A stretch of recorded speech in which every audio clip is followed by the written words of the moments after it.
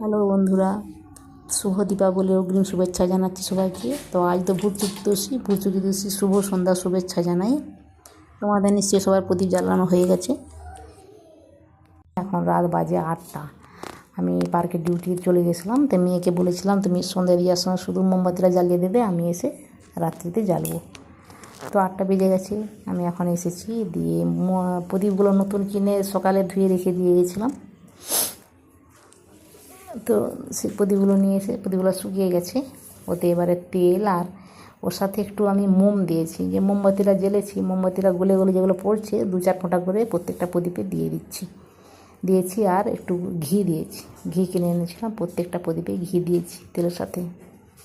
জ্বেলে নিচ্ছি, এগুলো আশা করি অনেকক্ষণ জ্বলবে। তো এই চতুর্দশী 14টা প্রদীপ জ্বালতে হয়, নিশ্চয়ই তোমাদের সবার বাড়িতেই জ্বালবে।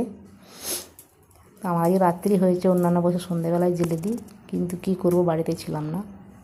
তো জেলে নিয়েছি, দেখো কত সুন্দর জ্বলছে।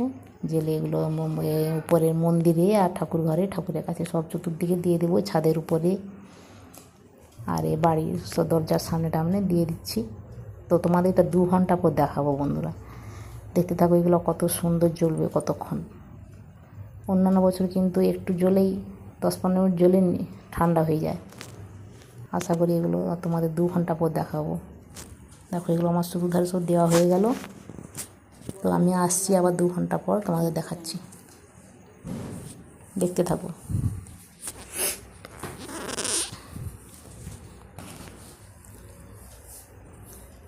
এই ছাদের হাতে সব চতুর্ধারে দিয়ে দিয়েছি, দরজার সামনে, মেন দরজার সামনে, উঠোনে। এই দেখো এটা উঠোনে দিয়ে দিলাম লাস্ট।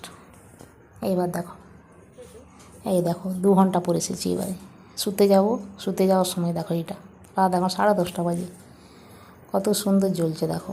এখনও 1 ঘন্টা জ্বলবে আশা করি।